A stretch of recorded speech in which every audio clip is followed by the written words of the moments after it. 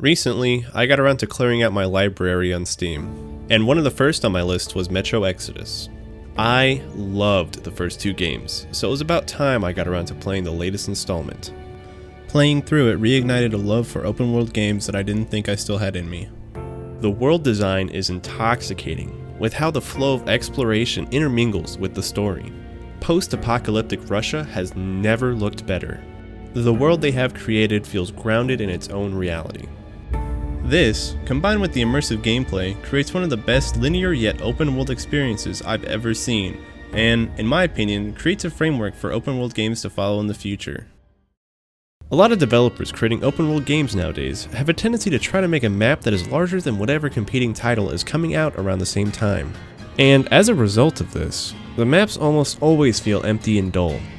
Not to beat a dead horse, but Cyberpunk, for example, bit off way more than it could chew, so Night City didn't really come to life. And looking at a map from Assassin's Creed just gives me a headache and a feel of tedium. These games are filled to the brim with so much bloat just to have people running around gathering collectibles or clearing enemy camps to pad out game time. But with Metro, all the different areas you travel to just ooze with passion. The landscapes look ravished even after 20 years since the nukes were dropped, which, in my opinion, beats Fallout for best looking nuclear wasteland. Every area has its unique style and the locals have their own architecture too. With each change in scenery, new characters come and go. These are some of the best parts of the game for me. Metro Exodus not only throws you into stunning open world maps, but also fills it with characters that feel important. They help you out during your journey too, and not just used for flavor text. Some reveal info about different encampments, expand on some lore, or even show you points of interest. So instead of just telling you about it and adding an objective to the map like other games in the genre, they physically show you through your binoculars to where a supply warehouse is or a bandit camp to avoid. And this character interaction can really change how the game is played. If you decide to take out a bandit camp non-lethally, then at some point later on, they will wake up and populate the camp again. After clearing a holding area, you may choose to free some of the locals, which in turn rewards you with a key to access an area earlier than without. That's what's nice about the level design in this game. It rewards the player with unique, memorable experiences for exploring the game, all while making it feel natural. I constantly found myself completely engrossed in areas, just searching around and learning their history, before heading back to the train and interacting with the squad. Seeing each person's relationship with one another and watching those relationships grow and evolve is just astounding.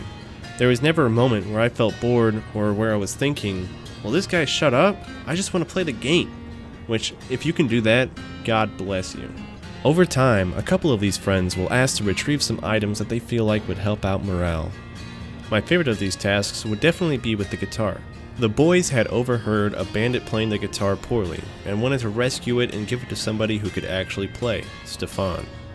These minor side missions don't really reward the player with anything amazing other than some extra character interactions, but it's completely worth it.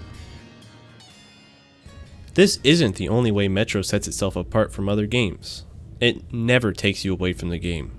Everything besides the beginning cutscene is from our team's perspective. He's also a blank slate, so he doesn't really have much to say. However, he does give his thoughts on things through the rare loading screens where he writes an entry in his journal. This makes him much easier to connect with and really immerse yourself within the game. It doesn't use any intrusive HUD elements, but rather a unique and more organic approach. Similar to Dead Space, every bit of information you need to know is displayed through in-game elements. The filters on your gas mask only last a certain amount of time, so making sure to keep check of your watch is key. After killing a couple mutants, you may also get a bit of blood on your mask, which is an easy wipe away to clean the mess. If you ever lost, or just want to chart out the area, it's as simple as pulling the map out from your backpack and taking a look at it. And if you're ever confused, you can trust your handy dandy compass to guide you to your objective. The best part about these organic elements is that it's all in real time. So, rather than taking you out of the game, Metro wants you to be completely sucked in to prevent having the jarring moments of pulling up some large map that breaks the flow. So if you don't take the proper precautions and lose track of your ammo count, you'd have to run and hide to craft some ball bearings. There were times where I was in a heated firefight and was low health and needed to craft a medkit. So I ran off to go hide and stressfully craft one, all the while hoping I wouldn't be run up on and killed.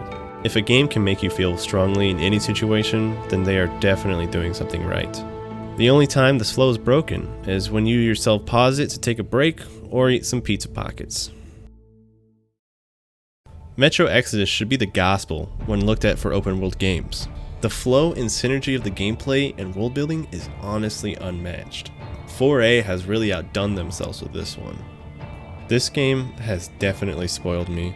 I just don't look at the genre the same. I highly recommend giving Metro a go, seeing as it definitely gives a change in pace with open world games. Obviously, mileage may vary from person to person, but I like to think of myself as the average player, so chances are you feel the same. The Enhanced Edition just came out, so if you have a good machine and looking to play, that would probably be the way to go. Now, I'd like to take a moment to thank everyone involved in helping with this video. Writing is definitely not one of my strong suits, so to those people, you know who you are. Thank you. And thank you all for watching. I hope I was able to shed some light onto the subject and get my point across clearly. Make sure to subscribe to be notified when I put out some new content. See y'all at the next one.